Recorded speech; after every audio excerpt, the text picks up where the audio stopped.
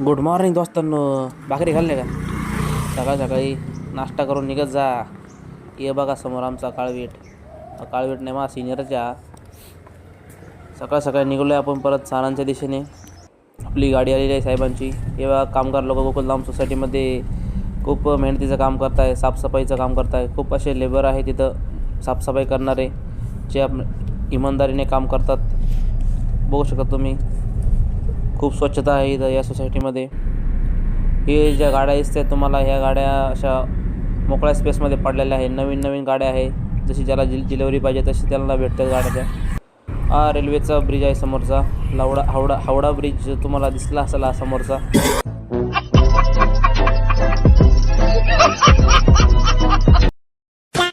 आलो आहे आपण THSला. आता हे समोरचे तुम्ही जे रिले पाहू शकता ते सर्किट ब्रेकरमधले ट्रिप कॉईल रिले आहे. सर्किट ब्रेकरमध्ये 2 कॉईल असतात, TC कॉईल 1, TC कॉईल 2, अशा 2 सेपरेट TC कॉईलला रिले असतात. HVचा नॉन डिफरन्शियल रिले आहे. तुम्ही बघू शकता सिंगल लाईन डायग्रॅम. इव्हेंट नंतर इव्हेंट आहे. इव्हेंटमध्ये आपण बघू शकतो की कधी काय सर्किट ब्रेकर ओपन क्लोज केलं आहे. त्याच्यानंतर मेजरमेंटमध्ये आपण प्रायमरी आणि सेकंडरी व्होल्टेज मेजर करू शकतो, किती व्होल्टेज येतं आहे ते.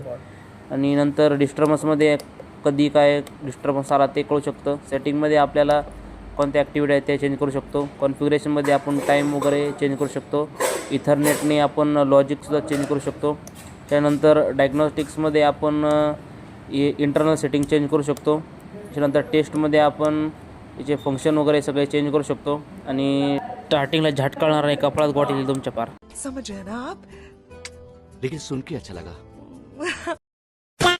आपलं 3 पत्ती आयसोलेटर आहे, म्हणजे ट्रिपल पोल आयसोलेटर. बघू शकता तुम्ही. हे काय काळवेटमध्ये राहिलं काय ना, हे आपलं करंट ट्रान्सफॉर्मर आहे. हा इनपुट आणि आउटपुट आहे त्याचं. हे आपले HV सर्किट ब्रेकर आहे. त्याचे 3 पोल असतात. याचं मधल्या डब्यात त्याचं एक कंट्रोलर आहे. RYB असे 3 पोल आहेत, तुम्ही बघू शकता. त्याचे इनपुट आणि आउटपुट टर्मिनल जोडलेले आहेत त्याला. हे आपलं लाईटनिंग अरेस्टर आहे. 3 पोलचे 3 लाईटनिंग अरेस्टर.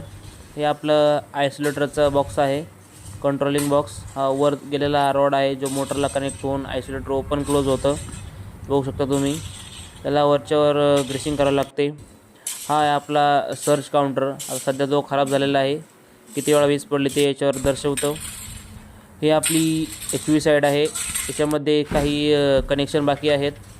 हा आपला झेडकोचा बॉक्स आहे. याचा कोणाला परवानगी नाही ओपन करण्यासाठी याची. हे इनकमर 1 आहे. हे मागच्या बाजूला 2 CT जोडलेले आहे आणि 2 पुढं 2 PT आहे. सगळ्यात 1 नंबर जे रिंग टाईप दिसतं आहे ते आपलं लाईटनिंग अरेस्टर आहे. हे इनकमर 1 आहे.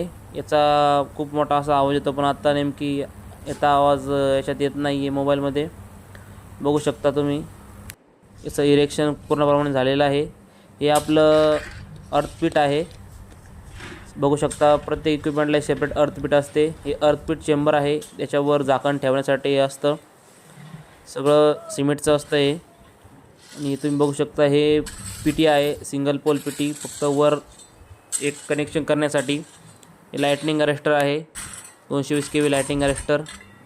हे आपलं वर्किंग लाईटनिंग अरेस्टरचं सर्च काउंटर आहे. आणि ही आपली अर्थपीटची पट्टी आहे जी पूर्ण ग्राउंडिंग होते.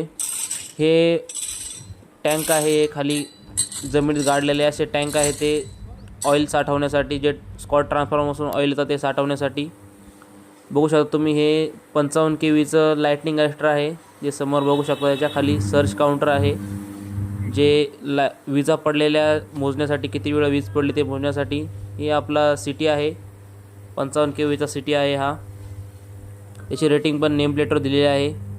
हा आपला SF6 सर्किट ब्रेकर आहे, 72.5/66 kVचा डबल पोल सर्किट ब्रेकर आहे. हा CG कंपनीचा आहे, क्रॉम्प्टन ग्रेव्हसचा.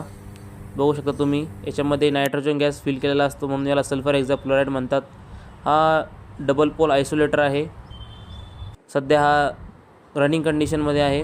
हा PT आहे आपला 25 kVचा. तुम्ही नेम प्लेट बघू शकता याची. आणि त्याला प्रत्येक इक्विपमेंटला एक अर्थपीट कनेक्टेड असते, अर्थपीटची पट्टी कनेक्टेड असते. हा आपला ऑटो ट्रान्सफॉर्मर आहे 55 kVचा. त्याच्या संग तुम्ही बघू शकता हे करंट ट्रान्सफॉर्मर कनेक्टेड आहे.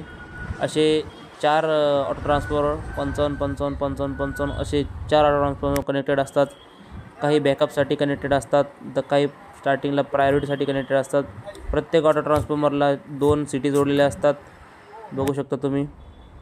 हे ऑक्झिलरी ट्रान्सफॉर्मर आहे 230 वोल्टचा, जो आपल्या कंट्रोल पॅनलमध्ये AC सप्लाय प्रोव्हाइड करतो. असे 2 असतात. तिकडल्या बाजूला पण आहे. हा आपला VCB सर्किट ब्रेकर आहे, म्हणजे व्हॅक्यूम सर्किट ब्रेकर आहे. हा बघू शकता तुम्ही, अलायन कंपनीचा आहे.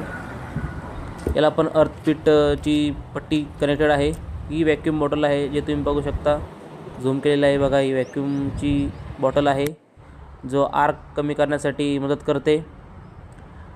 ही बघू शकता, खाली वायरिंग वगैरे सगळे एकदम पॅक केलेले आहेत, उंदरांनी कुरतडू नये म्हणून. हा त्याचा आयसोलेटर आहे. आणि हा सेकंड ऑक्झिलरी ट्रान्सफॉर्मर, जे मी पहिल्यांदा सांगितलं तुम्हाला, ते एकाची लाईट गेली दुसरा बॅकअपसाठी वर्किंग करतो.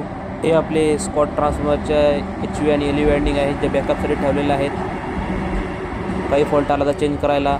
हे बघू शकता तुम्ही, रेल्वे चालू झालेले आहेत. MP4 पॅकेज C आहे. हे रेल्वे चालून खूप दिवस झालेले. हा आपला स्कॉट ट्रान्सफॉर्मर आहे. याची माहिती नंतर सांगू, कारण अभी हम देखिए सर, अभी हम कुछ नहीं बता सकते हैं आपको, हम डिस्प्रेशन में अभी हैं। अभी कोची में है? डिस्प्रेशन में है सर, अभी कुछ नहीं बताइएगा। नहीं कुछ नहीं बताएंगे अभी। स्कॉट ट्रान्सफॉर्मरची माहिती आता लगेच नाही सांगणार, कारण मला कंटेंट राहायला पाहिजे. नंतर मी बस गोट्या आलीत. कैसी अपमानजनक बातें कर रहा है लड़का, ये अश्लील है ये लोंडा. मुतायला आलो तो, तेवढ्यात हा शूटर दिसला. त्याला वाटलं कोणी पाहणारच नाही, पण मी त्याला सापडून दाखवलं एवढ्या आतमध्ये जाऊन.